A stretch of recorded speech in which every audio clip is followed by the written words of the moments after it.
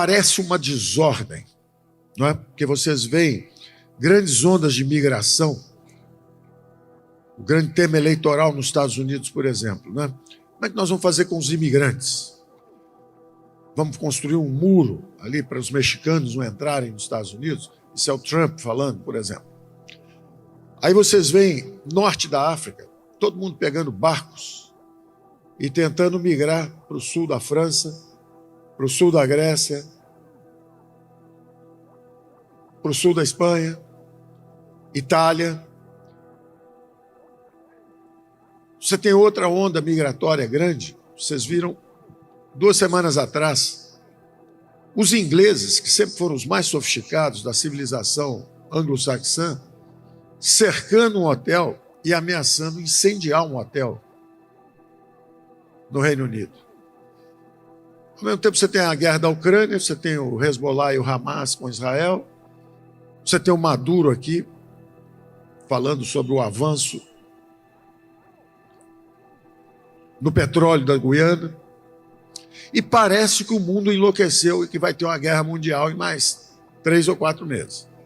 É uma percepção geral. Eu quero colocar um pano de fundo para vocês entenderem que são como um mosaico. Tudo isso se encaixa num pano de fundo bem mais amplo. Eu esperaria que ao final da nossa conversa vocês encaixassem, conseguissem encaixar e tivesse um clique, uma percepção geral do que está acontecendo. Eu considero isso realmente importante, porque no final vocês vão ver que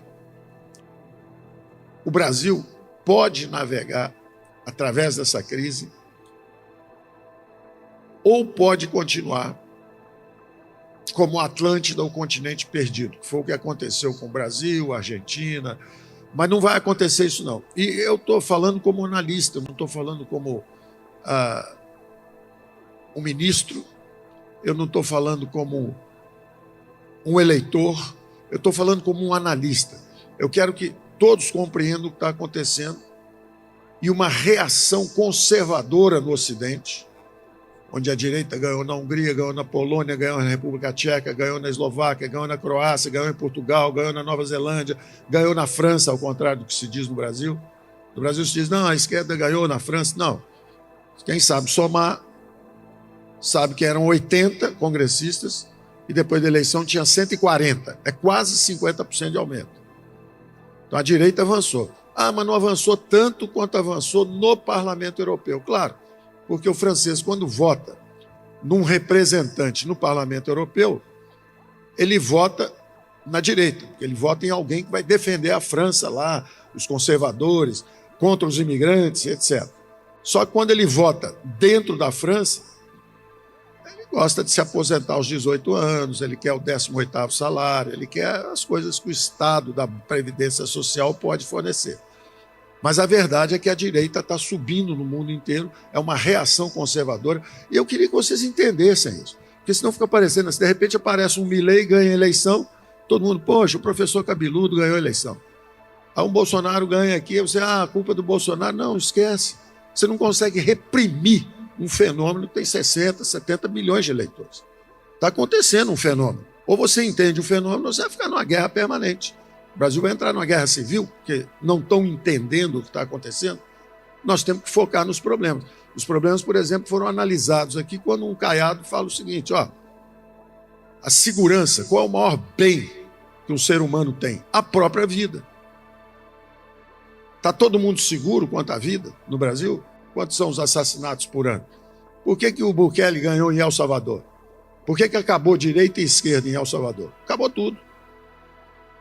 Tirou os bandidos toda a rua, prendeu todo mundo, acabou. Negócio de direita, esquerda. Quem está em crise não é a economia de mercado, não é o capitalismo. Quem está em crise é a democracia ocidental. É importante entender isso. A classe política tem que entender isso. Então eu vou tentar colocar um pano de fundo para vocês encaixarem isso. Por que está essa confusão política? Porque se fosse só no Brasil, você fala, bom, a confusão política no Brasil. Não, vocês estão vendo na França, vocês estão vendo nos Estados Unidos, vocês estão vendo na Itália. O que o Bukele tem em comum com a Meloni? A Meloni está contra a migração e está a favor de lei e ordem, é uma reação conservadora contra a criminalidade, contra o descaso, contra a imigração em massa. O que o Trump diz? Vou tirar os imigrantes ilegais. Então, eu quero que vocês entendam esse fenômeno. E é relativamente simples de entender. Nós estamos no episódio final de um longo ciclo de crescimento que começou no pós-guerra. Eu vou chamar, por falta de um nome mais complexo, até por simplicidade, eu vou chamar da paz americana. Pax Americana. Foi simplesmente o seguinte: pela primeira vez na história da humanidade, teve uma guerra mundial, quando acabou, em vez de ser uma guerra de espólio, em vez de condenar reparações, que tinha dado errado na Primeira Guerra Mundial, quando acabou, botaram as reparações sobre os alemães, eles preferiram fazer uma segunda guerra do que ter que pagar as reparações. Quem disse isso, inclusive, foi um economista famoso, foi o Keynes, que previu uma continuação dos problemas globais, exatamente porque não houve essa percepção.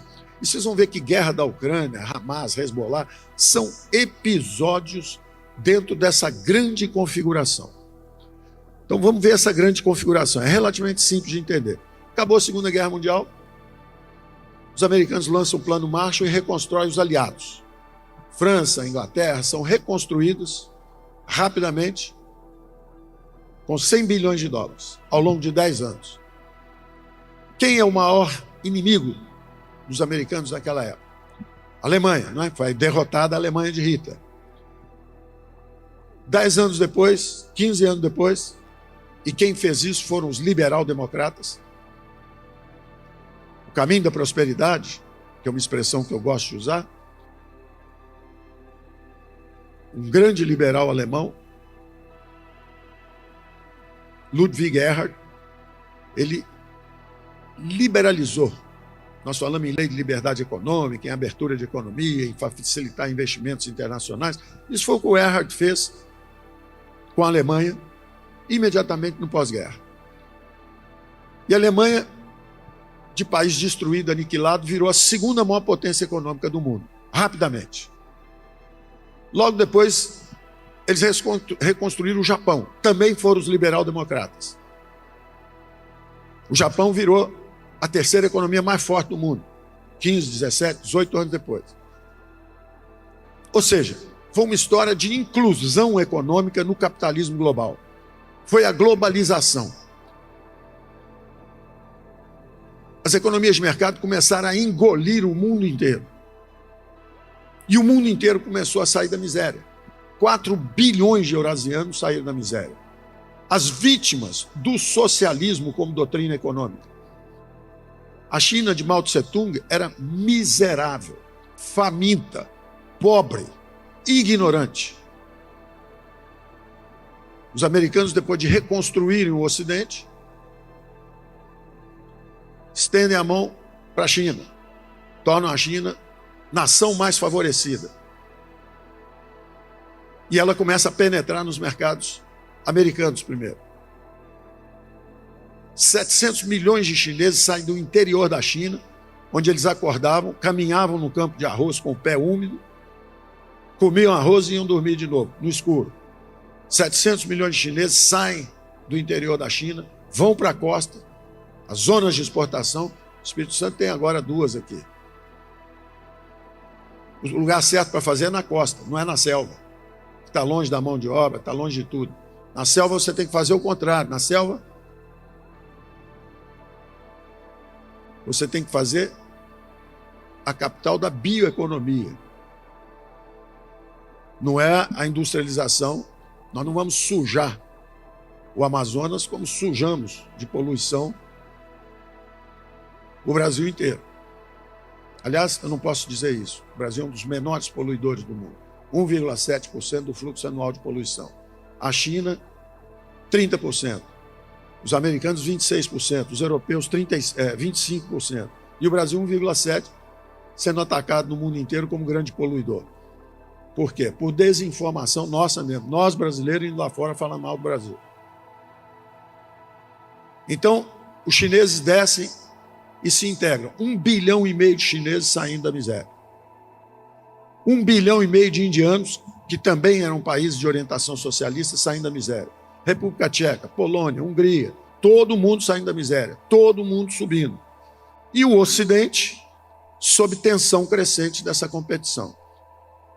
Enquanto isso, eu não vou falar no início de Brasil, Argentina, eu vou falar no final do nosso futuro. Por enquanto eu vou dizer só que se tornou um continente perdido. Vocês ouviram falar da Atlântida, né?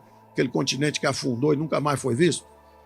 Isso era a América do Sul nos últimos 30, 40, 50, 60 anos. Se você pegar qualquer livro de introdução à macroeconomia, pega lá Gregory Mankiw, Introdução à Macroeconomia. Pega a edição do ano 2000. Os últimos 100 anos, quais os países que mais cresceram no mundo? Em primeiro lugar, Brasil. De 1900 até 2000, a maior economia do mundo. Maior colônia de imigrantes japoneses, segunda maior colônia de imigrantes italianos, terceira maior colônia de imigrantes alemães, mais libaneses no Brasil que no Líbano. Se a gente invadir o Líbano, a gente dobra a população.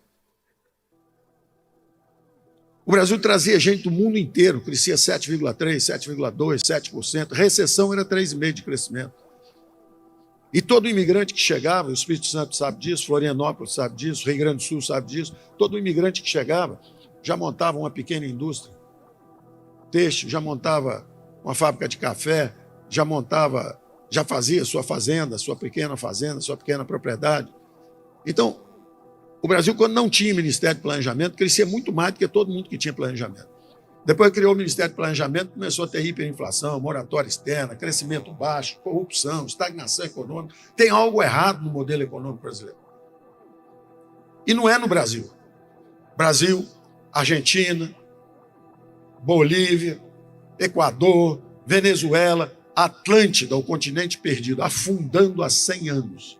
A Argentina teve o primeiro metrô das Américas, antes dos Estados Unidos, antes de Nova York. A renda per capita da Argentina está caindo há 100 anos. O último é o socialismo bolivariano do século XXI, que conseguiu tornar o país miserável também em 25 anos. O penúltimo foi a Argentina, que botou 40% da população na miséria. Também com os mesmos males, hiperinflação, estagnação, corrupção na política. Quer dizer, há um defeito fundamental na Atlântida, o continente perdido. Enquanto isso, o outro lado do mundo fez exatamente o contrário. Todos esses países cresciam menos que o Brasil. As populações fugiam para o Brasil quando tinha guerra, quando tinha crise econômica. E o que acontece hoje é o contrário. Agora, o que tiveram em comum? O Japão entrar numa piscina global, ok, pequenininho. O Japão, cada vez nasce um japonês, o outro cai dentro d'água. O país é pequenininho, população pequena. Então, tudo bem. Pode trazer o Japão para o mercado global. Tá piscininha de criança, vem um japonesinho, entra, está tudo certo. Aí a Coreia vê, gosta, quer entrar na piscina também. Pode vir, entra mais um. Aí vem o mamute, que é a China, 1,5 bilhão, quer entrar na piscina. Aí o americano começa a falar, está começando a prejudicar o negócio do lado de cá do mundo. Então, os economistas chamam do teorema do Stolper-Samuelson. A equalização, o teorema de equalização dos preços dos fatores de produção.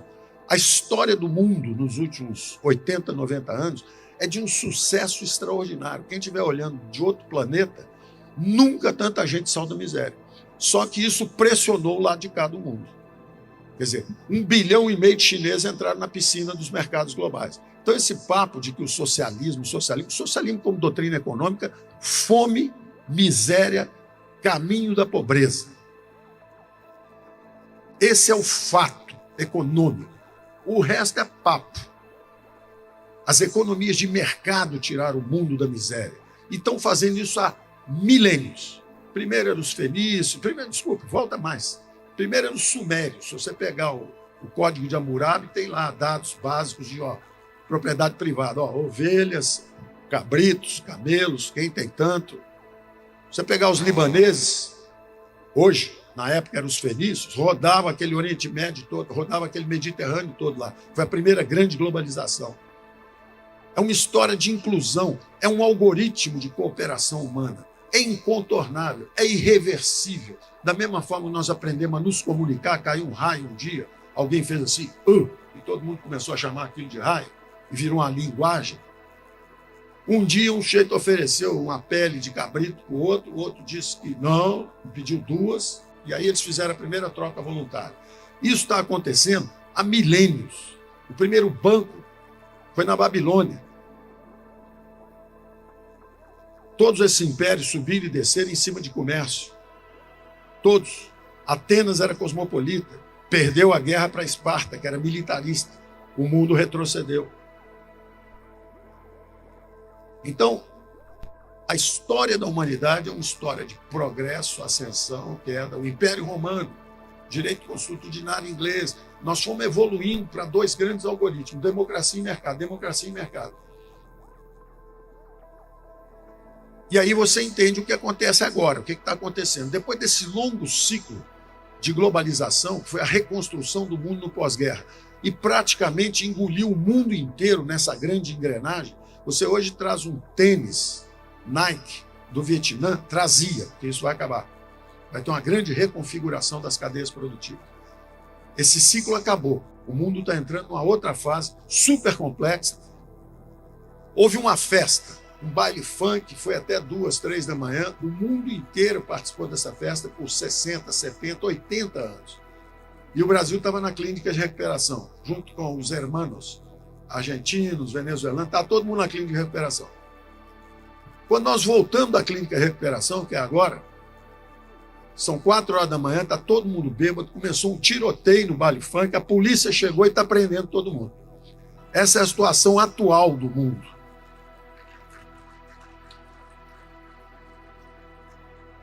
Essa é a situação atual do mundo, mas vocês vão conseguir encaixar cada peça. Cada peça. Por exemplo, o que é a guerra Rússia e Ucrânia?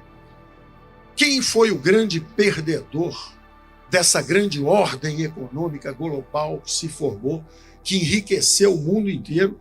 A própria Rússia mergulhou, era uma viúva do socialismo, mergulhou, botou um imposto de renda de 15%,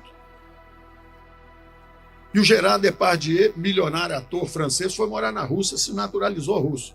Quer dizer, então a Rússia acaba com o papinho de socialismo como doutrina econômica. A Rússia mergulhou no capitalismo de Estado. A China mergulhou no capitalismo de Estado. É um país inovador, é um país competitivo. Peguem o livro, publicado por um prêmio Nobel de Economia, Ronald Coase, Como a China se tornou capitalista. São duas Chinas, uma China implodindo devagar, símbolo Pequim, constrói uma cidade inteira, a cidade fica vazia, tem mato, cachorro andando para um lado para o outro, uma opção de empresa estatal dando prejuízo, setor bancário quebrado. E tem a outra China, dinâmica, tecnológica, fazendo portos no mundo inteiro, infraestrutura de comunicação, rota da seda. Essa é a China que cresceu e o símbolo é Xangai, subindo. E o saldo era altamente positivo. Baile funk, 4 horas da manhã, tiro para todo lado, a China está parando também, os investimentos estão caindo. A China não é essa maravilha, você só não escuta o som, porque se reclamar muito, o sujeito desaparece.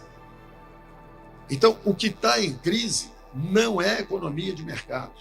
Foi o grande vencedor do último século, foi o capitalismo, que integrou o mundo inteiro e que tem um tênis Nike feito em Vietnã, que a química de materiais é desenhada na Alemanha, o design é feito na Itália, o couro vem do Brasil, só monta em Taiwan e para trazer em Vietnã. E para trazer aquilo do Brasil são 30 centavos de dólar.